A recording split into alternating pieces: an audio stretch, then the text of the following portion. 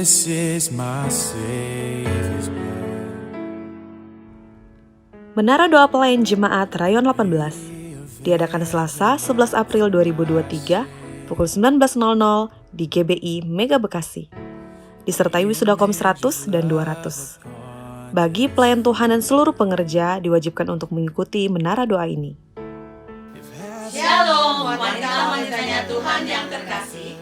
Kami mengajak semua WBI cabang dan ranting untuk mengikuti ibadah Paskah Rayon 18 pada hari Sabtu tanggal 15 April 2023 jam 1 siang di GBI BTC Lama, Bekasi Timur. Diikuti dengan lomba busana mirip dengan Ibu R.A. Kartini.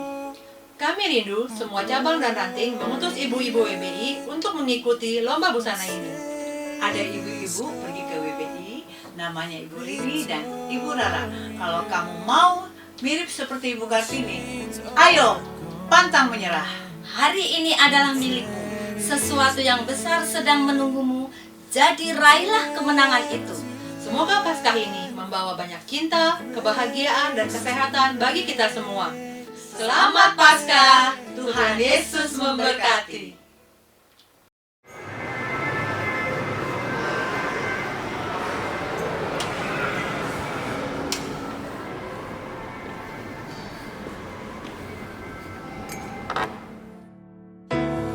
Freedom is worth the life you raised. Oh, where is my sin?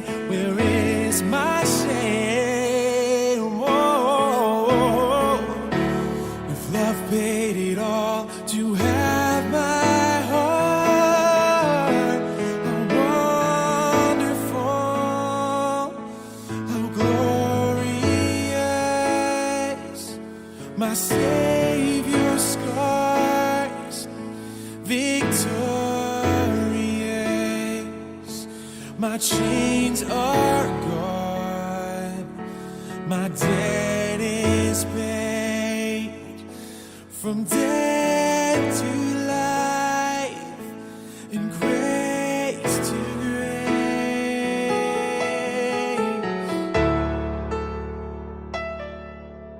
From grace to grace.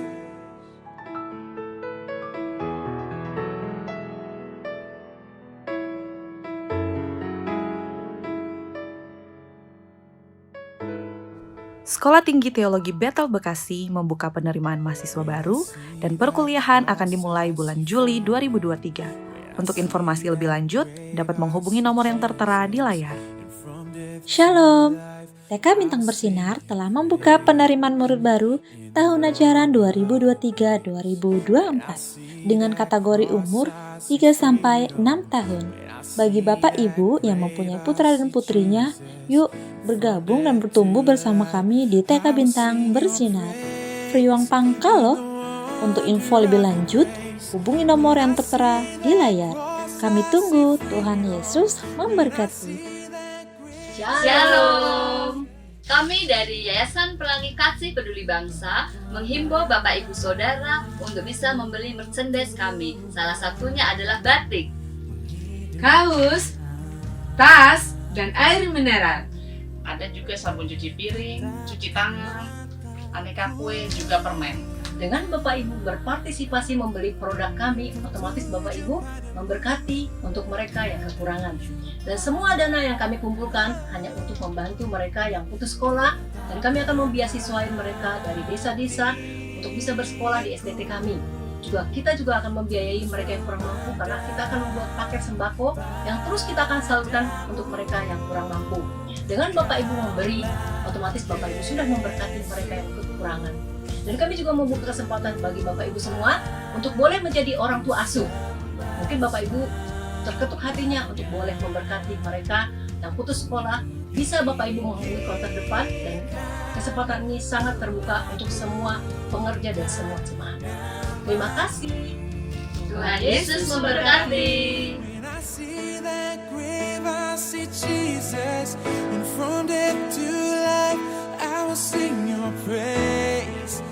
Shalom jemaat yang dikasihi Tuhan, GBI Mega Bekasi sekarang sudah memiliki WA Center.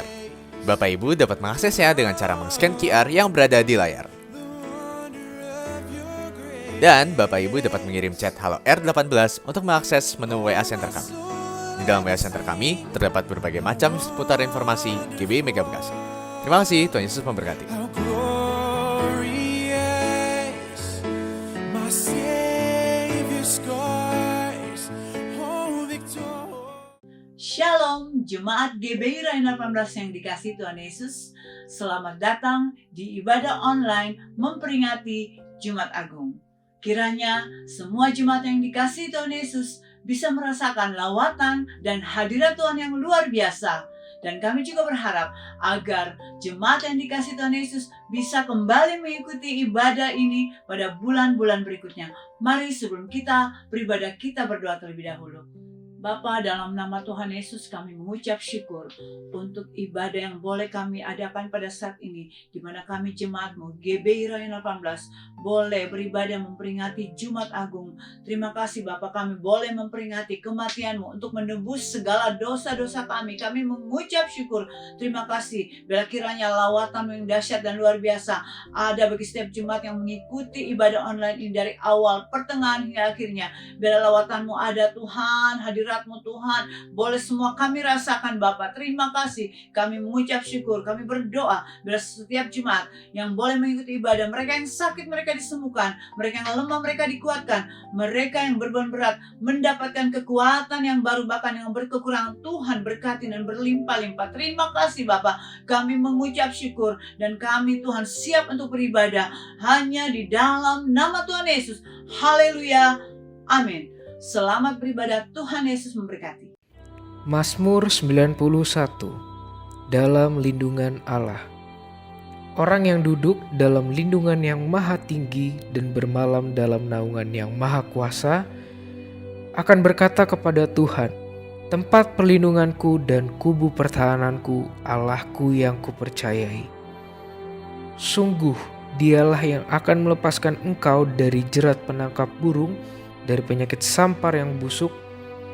Dengan kepaknya ia akan menedungi engkau, di bawah sayapnya engkau akan berlindung. Kesetiaannya ialah perisai dan pagar tembok. Engkau tak usah takut terhadap kedahsyatan malam, terhadap panah yang terbang di waktu siang, terhadap penyakit sampar yang berjalan di dalam gelap, terhadap penyakit menular yang mengamuk di waktu petang. Walau 1.000 orang rebah di sisimu dan 10.000 di sebelah kananmu, tetapi itu tidak akan menimpamu. Engkau hanya menontonnya dengan matamu sendiri dan melihat pembalasan terhadap orang-orang fasik. Sebab Tuhan ialah tempat perlindunganmu, yang maha tinggi telah kau buat tempat perteduhanmu. Malapetaka tidak akan menimpa kamu, dan tulah tidak akan mendekat kepada kemahmu. Sebab malaikat-malaikatnya akan diperintahkannya kepadamu untuk menjaga engkau di segala jalanmu. Mereka akan menantang engkau di atas tangannya supaya kakimu jangan terantuk kepada batu. Singa dan ular tedung akan kau langkahi. Engkau akan menginjak anak singa dan ular naga.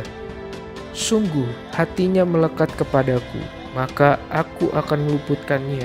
Aku akan membentenginya sebab ia mengenal namaku. Bila ia berseru kepadaku, aku akan menjawab. Aku akan menyertai dia dalam kesesakan. Aku akan meluputkannya dan memuliakannya. Dengan panjang umur akan kukenyangkan dia, dan akan kuperlihatkan kepadanya keselamatan daripadaku. Shalom Bapak Ibu Saudara. Tuhan Yesus baik bagi setiap kita, amin. Saat ini kita ada di ibadah Jumat Agung. Kita memperingati pengorbanan Tuhan Yesus di atas kayu salib. Mari kita membawa hati kita, ucapan syukur kita di hadapan Tuhan. Terima kasih Tuhan Yesus.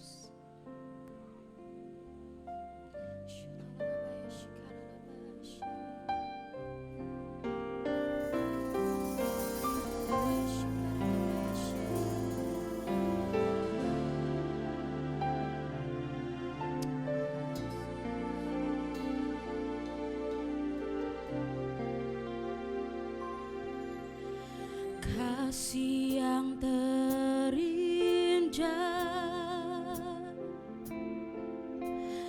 hati yang mulia,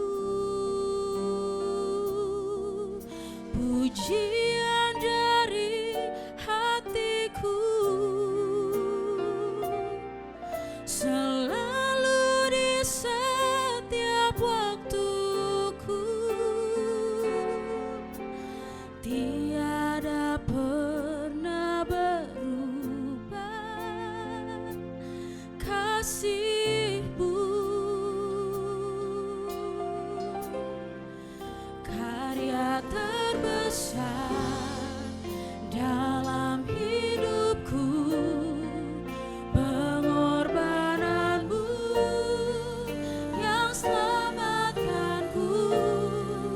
Engkaulah harta yang tak ternilai, yang ku miliki dan ku hargai. Yesus, Engkau ku kagumi. Mari sama-sama dengan segenap hati kita mau nyatakan kasih yang terindah, hati yang mulia, hanya kami temukan di dalam-Mu ya Tuhan. Hanya ku temukan di dalam-Mu, Yesusku. Pujian dari hatiku selalu di setiap waktuku. Tiada pernah berubah kasih-Mu. Karya terbesar dalam hidupku, pengorbananmu yang selamatkanku. Engkaulah harta yang tak ternilai, yang ku miliki dan ku hargai. Yesus, Engkau ku kagumi.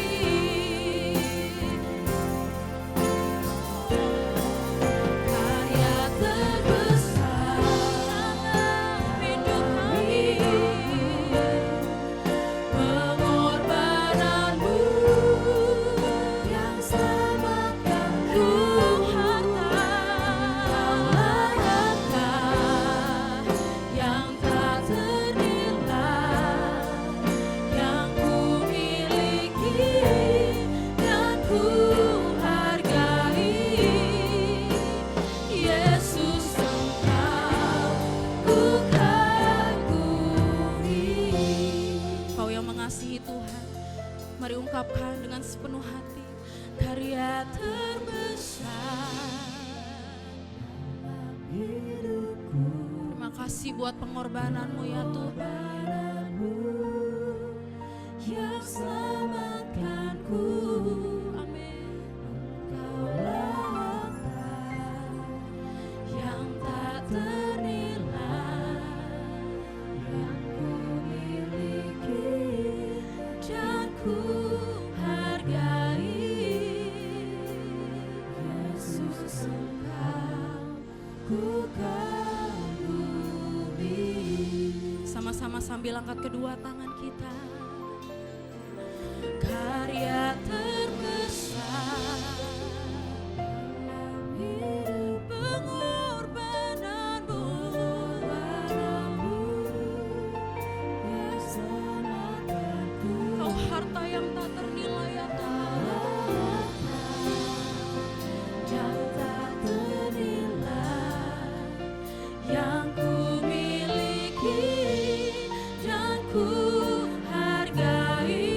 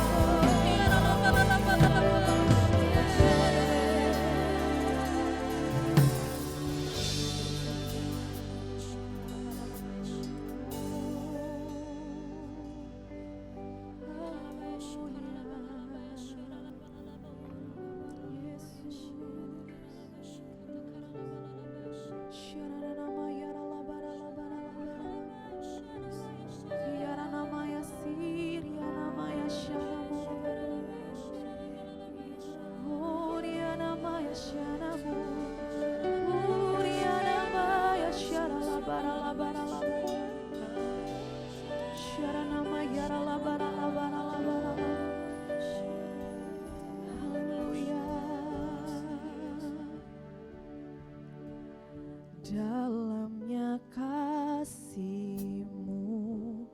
Bapa,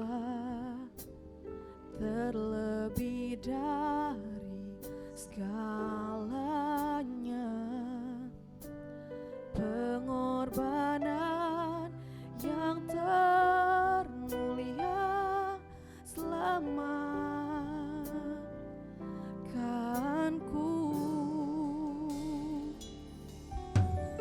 Dengan darah yang tercurah,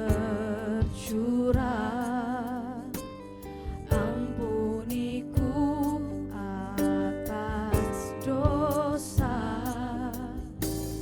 Ku bersujud kepadamu, oh Yesusku.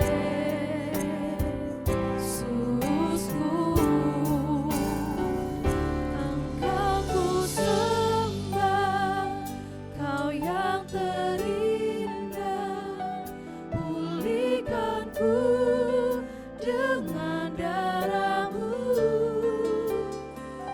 Engkau ku sembah, Bapa mulia, seumur hidupku ku mau menyembah-Mu.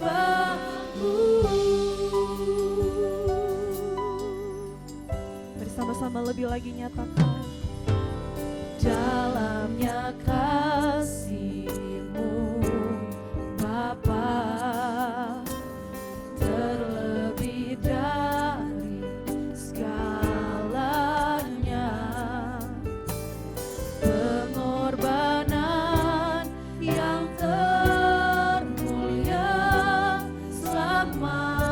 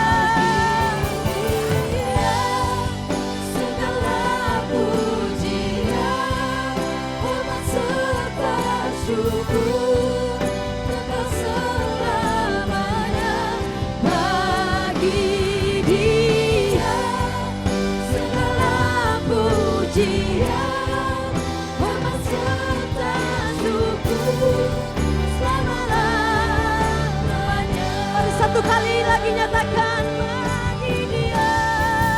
Bagi Dia segala pujian, hormat serta syukur kekal selamanya.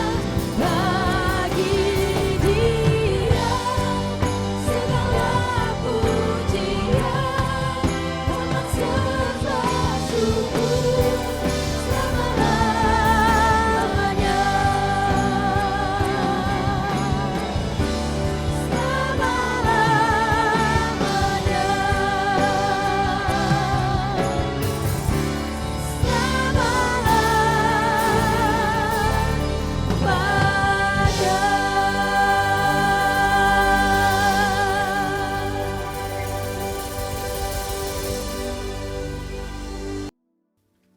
Hari ini adalah Jumat Agung, di mana kita memperingati kematian Tuhan Yesus. Kita akan merenungkan kembali kasih Tuhan Yesus yang luar biasa bagi kita semua.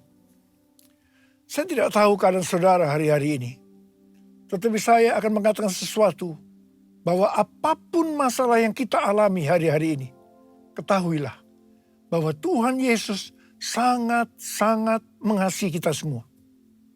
Karena itu Tuhan Yesus menghendaki agar kita berbicara seperti Roma 8 ayat 28 yang berkata, kita tahu sekarang bahwa Allah turut bekerja dalam segala sesuatu, baik enak maupun tidak enak, untuk mendatangkan kebaikan bagi mereka yang mengasihi Dia, yaitu bagi mereka yang terpanggil sesuai dengan rencana Allah. Yohanes 3 ayat 16 berkata, karena begitu besar kasih Allah akan dunia ini, sehingga Ia telah mengaruniakan anak-Nya yang tunggal, supaya setiap orang yang percaya kepadanya tidak binasa, melainkan beroleh hidup yang kekal. Ada apa dengan manusia sehingga Tuhan Yesus harus datang dalam dunia ini? Alkitab berkata, semua orang telah berbuat dosa dan telah kehilangan kemuliaan Allah. Upah dosa adalah maut, mati, tempatnya di neraka. Neraka adalah tempat yang sangat mengerikan. Jangan sampai masuk neraka. Karena itu Tuhan Yesus datang ke dalam dunia ini untuk menyelamatkan kita semua. Bagaimana cara Tuhan Yesus menyelamatkan kita? Alkitab berkata, Tuhan Yesus yang tidak mengenal dosa, dijadikan dosa oleh karena kita semua. Supaya di dalam Dia, yaitu mereka yang percaya kepada Tuhan Yesus, dibenarkan oleh Allah. Apa arti dari ayat ini? Tadi dikatakan, semua orang telah berbuat dosa dan telah kehilangan kemuliaan Allah. Upah dosa ialah maut, mati. Jadi Tuhan Yesus harus mati menggantikan saudara dan saya. Kalau kita melihat cara mati Tuhan Yesus, saya katakan sangat-sangat tidak manusiawi. Alkitab menuliskan ada 10 tahap penderitaan Tuhan Yesus dari Taman Getsemani sampai Golgota. Sangat mengerikan. Tahap yang pertama, ketika berada di Taman Getsemani, Tuhan Yesus berdoa kepada Bapa dalam keadaan ketakutan. Sampai peluhnya seperti tetes-tetes darah yang jatuh ke tanah. Pada saat itu, seorang malaikat turun untuk menguatkan Tuhan Yesus. Tuhan Yesus berdoa kepada Bapa, ya Bapakku, jikalau sekiranya mungkin, biarlah cawan ini lalu daripadaku. Tetapi jangan seperti yang ku kehendaki, melainkan seperti yang kau kehendaki. Di sini Tuhan Yesus mengajar kepada kita bahwa di dalam doa kita boleh menawar, tetapi jangan memaksakan kehendak. Bagi yang sekarang dalam keadaan ketakutan, kita harus ingat bahwa Tuhan Yesus pernah mengalami ketakutan untuk menebus dosa kita semua. Karena itu datanglah kepada Tuhan Yesus. Dia pasti mampu dan mau menolong kita semua. Tahap yang kedua, Tuhan Yesus ditangkap. Dia dituduh dengan bermacam-macam tuduhan. Diludahi, Mukanya ditinju, dipukul. Tetapi Tuhan Yesus tidak membalas. Di sini Tuhan Yesus mempraktekkan apa yang diajarkannya kepada kita.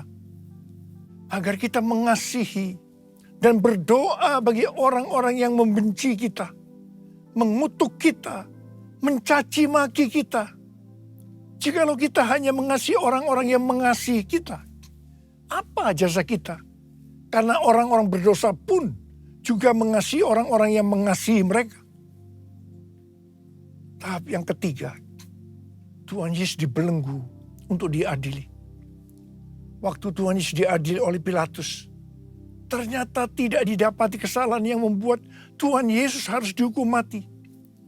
Sementara itu orang-orang Yahudi terus berteriak-teriak supaya Tuhan Yesus dihukum mati. Salibkan dia! Salibkan dia! Akhirnya Pilatus menyerahkan Tuhan Yesus untuk disalibkan. Tahap yang keempat, Tuhan Yesus dicambuk. Proses awal dari penyaliban, jubah Tuhan Yesus dibuka dan dihukum cambuk. Dua algojo bergantian menghunjamkan cambuk ke punggung Tuhan Yesus. Ujung cambuk itu terbuat dari potongan tulang dan potongan besi. Tiap kali cambuk itu dihunjamkan ke tubuh Tuhan Yesus, itu menimbulkan luka yang dalam. Tuhan Yesus berteriak-teriak kesakitan. Darah Tuhan Yesus bercucuran. Tuhan Yesus bermandikan darah. Tahap yang kelima, kepala Tuhan Yesus diberi mahkota duri. Duri ditancapkan di kepala Tuhan Yesus dengan cara dipukul. Sakitnya luar biasa. Darah bercucuran. Tahap yang keenam, Tuhan Yesus memikul salib. Dalam keadaan kesakitan, berlumuran darah, ditambah semalam Tuhan Yesus tidak tidur. Tuhan Yesus harus memikul salibnya. Tuhan Yesus jatuh bangun karena tidak kuat. Maka Simon dari Kirene disuruh menggantikannya. Tahap yang ketujuh, tangan dan kaki Tuhan Yesus dipaku. Sakitnya luar biasa. Sakitnya luar biasa. Darah bercucuran. Tahap yang ke-8, Tuhan Yesus digantung di atas kayu salib. Pada saat itu, Tuhan Yesus menderita secara lahir maupun batin. Secara lahir, dia merasakan sakit yang luar biasa di sekujur tubuhnya. Dan juga merasa sesak karena ada cairan di menekan jantungnya. Secara batin, Tuhan Yesus menderita karena Tuhan Yesus melihat semua orang yang lalu lalang menghujat dia. Ahli-ahli Taurat, tua-tua, imam-imam menghujat dia. Bahkan salah satu penjahat di sebelahnya juga ikut menghujat. Tahap yang ke-9, Tuhan Yesus merasa ditinggalkan oleh Bapa. Sekitar jam 12 siang sampai jam 3 petang, tiba-tiba langit di sekitar Golgota menjadi gelap. Tuhan Yesus gelisah. Dan dia berteriak, Eli, Eli, lama sabachthani. Allahku, Allahku, mengapa engkau meninggalkan aku?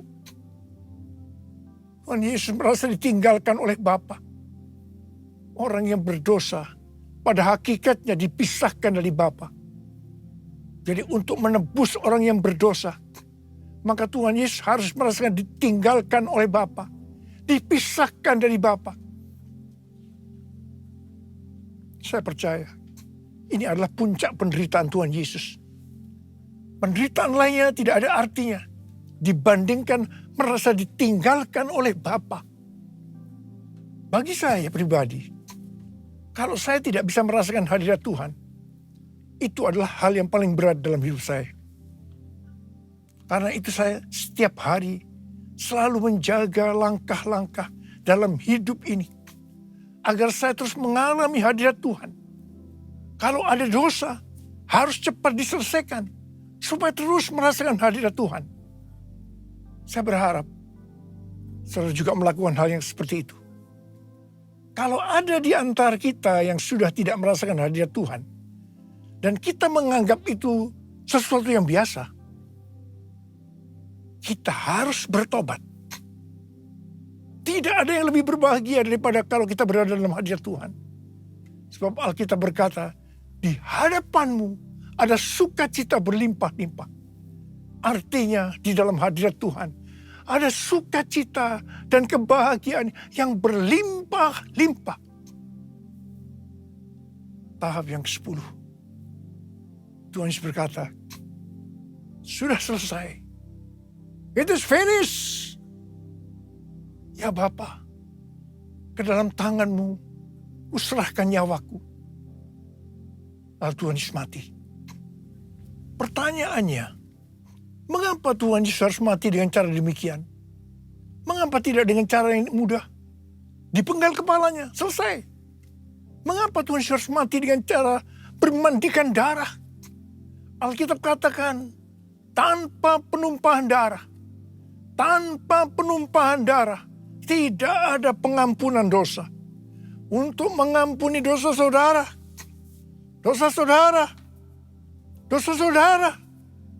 dan juga dosa saya. Tuhan Yesus harus mati dengan cara demikian. Selain itu, apalagi yang Alkitab katakan dengan cara mati Tuhan Yesus yang seperti itu? Yang pertama, penyakit kitalah yang ditanggungnya. Yang kedua, penderitaan kita yang dipikulnya. Dan oleh bilur-bilurnya kita disembuhkan. Terukur kasih-Mu Yesus, Kau telah mati gantikan diriku. Kau curahkan darah-Mu untuk tebus dosaku. Layaklah Kau Tuhan dipuji dan disembah dengan segenap hatiku. Layaklah Kau Tuhan dipuji dan disembah dengan segenap jiwa ragaku. Dengan segenap jiwa ragaku. Dengan segenap jiwa ragaku. Tuhan Yesus mati karena dosa-dosa kita. Dia dikuburkan. Tetapi pada hari yang ketiga, Dia dibangkitkan. Haleluya! Tuhan Yesus tidak selamanya mati. Tetapi pada hari yang ketiga, Tuhan Yesus dibangkitkan. Apa Alkitab katakan kalau sampai Tuhan Yesus tidak bangkit? Yang pertama, sia-sialah pemberitaan firman Tuhan. Saya di sini memberitakan firman Tuhan tidak ada artinya. Sia-sia. Tapi puji Tuhan, Tuhan Yesus hidup, Tuhan Yesus bangkit, pemberitaan firman Tuhan menjadi tidak sia-sia. Hal yang kedua, kalau sampai Tuhan Yesus tidak bangkit, sia-sialah kepercayaan kita. Dan kita akan tetap mati dalam dosa-dosa kita. Demikian juga dengan orang-orang yang mati dalam Tuhan. Mereka akan tetap binasa. Tapi puji Tuhan, Tuhan Yesus bangkit. Kita tidak akan mati di dalam dosa-dosa kita. Tetapi kita akan bersama-sama dengan Tuhan Yesus selama-lamanya. Haleluya! Hal yang ketiga, kalau sampai Tuhan Yesus tidak bangkit, kita adalah orang-orang yang paling malang dari segala manusia. Tetapi puji Tuhan, Tuhan Yesus bangkit. Kita bukan orang-orang yang paling malang, tetapi justru orang-orang yang paling beruntung dari segala manusia. Ada berapa banyak orang-orang yang beruntung, paling beruntung dari segala manusia? Berapa yang kata? Sebab Dia hidup, ada hari esok. Sebab Dia hidup, ku tak gentar. Karena ku tahu Dia pegang hari esok. Hidup jadi berarti sebab Dia hidup. Hidup jadi berarti sebab Dia hidup. hidup jadi berarti sebab Yesus hidup. Karena Tuhan Yesus hidup, maka ada hari esok. Karena Tuhan Yesus yang pegang hari esok saudara dan saya, dia hidup. Dia berkata kepada kita semua, jangan kamu khawatir. Jangan kamu khawatir. Apa yang akan kamu makan, apa yang akan kamu minum, apa yang akan kamu pakai. Semua itu dicari oleh bangsa-bangsa yang tidak mengenal Allah. Tetapi Bapamu di sorga tahu, kamu memerlukan semuanya itu. Karena itu, carilah dulu kerajaan Allah dan kebenarannya. Maka semuanya, apa yang sudah butuhkan akan ditambahkan kepadamu. Yang percaya katakan amin. Karena Tuhan Yesus hidup, maka mujizat-mujizat yang dilakukan oleh Tuhan Yesus masih ada sampai dengan hari ini. Orang buta melihat, orang lumpuh berjalan, orang tuli mendengar, orang mati dibangkitkan, orang kusta menjadi tahir, dan kepada orang-orang miskin diberitakan kabar baik.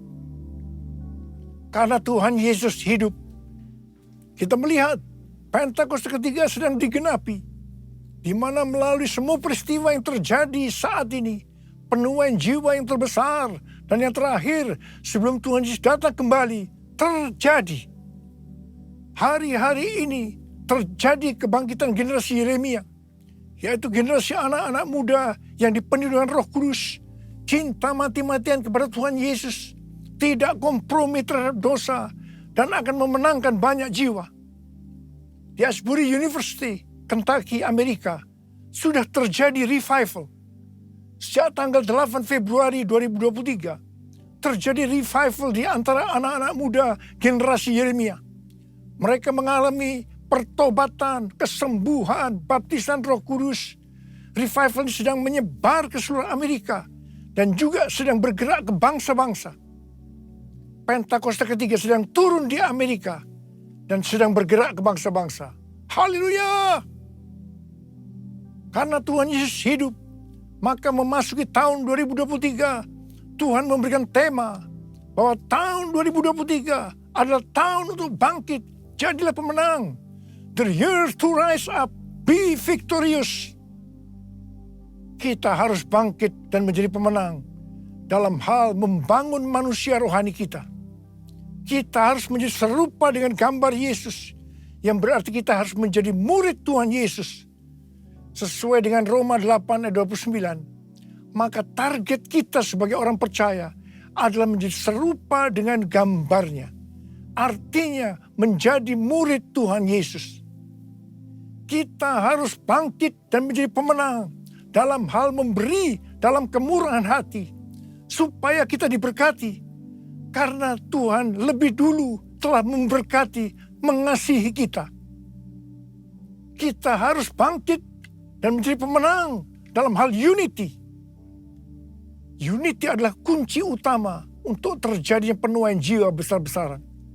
Kita harus banyak berdoa, memuji, dan menyembah Tuhan bersama-sama dalam unity siang dan malam. Hal yang seperti ini yang sudah terjadi di Asbury University, Kentucky, Amerika Serikat. Karena Tuhan Yesus hidup, maka kita harus bangkit dan menjadi pemenang dalam hal takut akan Tuhan. Tuhan Yesus berkata dalam Lukas 12 ayat 4 dan 5, Aku berkata kepadamu, hai sahabat-sahabatku, janganlah kamu takut terhadap mereka yang dapat membunuh tubuh, dan kemudian tidak dapat berbuat apa-apa lagi. Aku akan menunjukkan kepada kamu, siapakah yang harus kamu takuti. Takutilah dia yang setelah membunuh mempunyai kuasa untuk melemparkan orang ke dalam neraka. Sesungguhnya aku berkata kepadamu, takutilah dia. Amsal 8 ayat 13 berkata, takut akan Tuhan ialah membenci kejahatan. Aku benci kepada kesombongan, kecongkakan, tingkah laku yang jahat, dan mulut yang penuh tipu muslihat. Mazmur 25 ayat 12 sampai 14 berkata, siapakah orang yang takut akan Tuhan? kepadanya Tuhan menunjukkan jalan yang harus dipilihnya. Orang itu sendiri akan menetap dalam kebahagiaan dan anak cucunya akan mewarisi bumi. Tuhan bergaul karib dengan orang yang takut akan Dia dan perjanjiannya diberitahukannya kepada mereka. Haleluya! Sekali lagi, saya mau katakan kepada kita semua bahwa kita harus takut akan Tuhan. Jumat Agung mengingatkan kita bahwa Tuhan terlebih dahulu mengasihi kita semua. Karena itu kita harus mengasihi Dia. Nothing can tear me away from your love, Lord. Nothing can separate your heart from mine. Nothing can tear me away from your love, Lord. I am yours. I am yours. And I love you. Jesus, I love you. Yes, I love you. Because you first loved me. And I love you. Jesus, I love you. Yes, I love you. Because you first loved me. Because you first loved me. Because you first loved me. Because you first loved me. Mari angkat tangan kita di hadapan Tuhan, sembah Dia. Mari kita berbahasa roh sama-sama. Yang belum berbahasa roh jangan diam. Katakan haleluya. Haleluya, haleluya, haleluya. Oh, ya la bara bara bara bara bara bara. Ya Aba, ya Aba, ya Aba, ya Aba, ya Aba. Betapa baiknya Engkau ya Aba, ya Aba, ya Aba. Oh Tuhan, terima kasih. Terima kasih Tuhan. Terima kasih pada Jumat Agung ini untuk mengingatkan kembali kepada kami bahwa Engkau terlebih dahulu mengasihi kami semua ya Aba. Engkau yang mengasihi kami terlebih dahulu. Dan Engkau menghendaki, meminta kami mengasihi Tuhan dengan segenap hati, dengan segenap jiwa, dan dengan segenap kekuatan. Itu yang akan kami lakukan ya Aba. Ya Aba, ya Aba, terima kasih, terima kasih, terima kasih. Ora la bakira la bara. Ora la bara bara bara bara bara bara bara. Ora la bara bara bara bara bara. Ora la bara bara. Because you first loved me. Because you first loved me. Because you first loved me.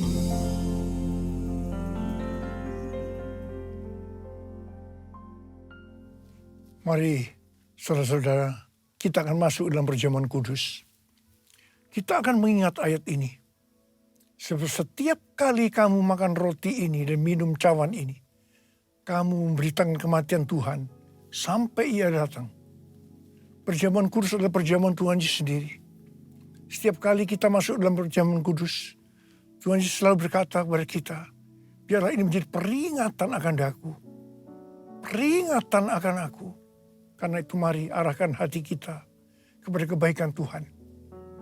Kita akan mengingat kebaikan Tuhan. Mari tundukkan kepala. Bapa, siapakah kami sebelum kami mengenal Engkau?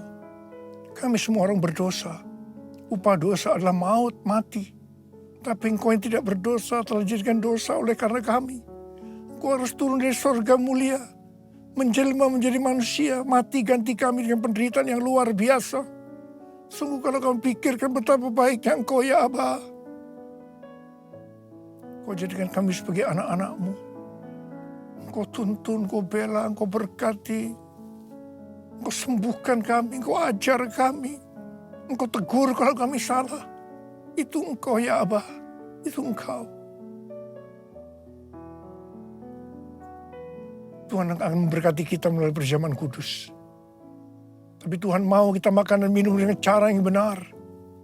Karena itu masing-masing sekarang lihat diri kita masing-masing. Introspeksi. Kalau Tuhan ingatkan dosa yang belum diselesaikan, ini saatnya kita minta ampun kepada Tuhan. Ampuni kami Tuhan. Ampuni kami, ampuni, ampuni. Ampuni, ampuni. Tuhan, Kau melihat anak-anak-Mu yang sedang menyelesaikan segala sesuatunya dengan Tuhan. Ampuni mereka. Ampuni kami semua ya Abah. Ampuni. Kami akan masuk dalam perjamuan kudus dengan hati yang penuh ucapan syukur. Dalam nama Yesus kami berdoa. Amin. Sekarang mari angkat roti di tangan kanan kita tinggi-tinggi. Sebab apa yang telah kuteruskan kepadamu telah aku terima dari Tuhan. Yaitu bahwa Tuhan Yesus pada malam waktu yang diserahkan mengambil roti. Dan sesudah itu ia mengucap syukur atasnya. Ia memecah-mecahkannya dan berkata, inilah tubuhku yang diserahkan bagi kamu. Perbuatlah ini menjadi peringatan akan aku. Saudara kasih Tuhan, bukankah roti yang kita pecah-pecahkan ini adalah persekutuan kita dengan tubuh Kristus? Mari kita makan dalam nama Yesus.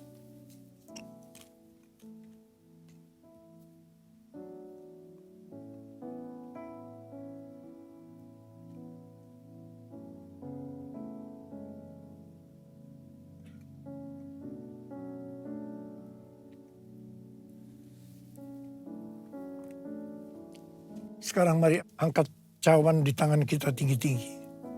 Mungkin juga mengambil cawan sesudah makan lalu berkata, cawan ini adalah perjanjian baru yang dimeteraikan oleh darahku. Perbuatlah ini setiap kali kamu meminumnya menjadi peringatan akan aku.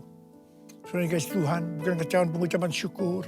Yang atasnya kita ucapkan syukur adalah persekutuan kita dengan darah Yesus. Mari kita minum dalam nama Yesus.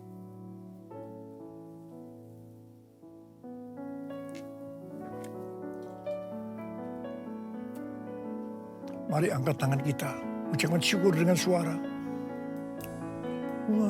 Tuhan, terima kasih. Terima kasih ya Tuhan. Terima kasih ya Tuhan. Terima kasih, terima kasih. Oh, terima kasih. Terima kasih, terima kasih. Terima kasih, terima kasih. Terima kasih. Saya berdoa bagi saudara yang sedang sakit. Angkat tangan. Saya berdoa. Tuhan, Kau melihat tangan-tangan yang terangkat. Mereka sakit. Mereka membutuhkan kesembuhan.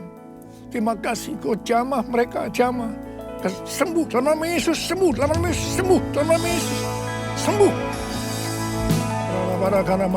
Oh, Rababa. Curahkan pengurapan-Mu buat kami semua. Curahkan pengurapan-Mu. Terima pengurapan Tuhan, terima. Kami terima pengurapan-Mu Tuhan. Kami terima. Kami terima pengurapan-Mu, kami terima. Oh, raba, terima kasih. Terima kasih Yesusku, terima kasih Yesusku. Puji syukur hanya bagi Tuhanku. Terima kasih terima kasih Yesusku, puji syukur hanya bagi Tuhanku. Terima kasih Yesusku, terima kasih Yesusku, puji syukur hanya bagi Tuhanku. Terima kasih Yesusku, terima kasih Yesusku, puji syukur hanya bagi Tuhanku. Puji syukur hanya bagi Tuhanku. Puji syukur hanya bagi Tuhanku.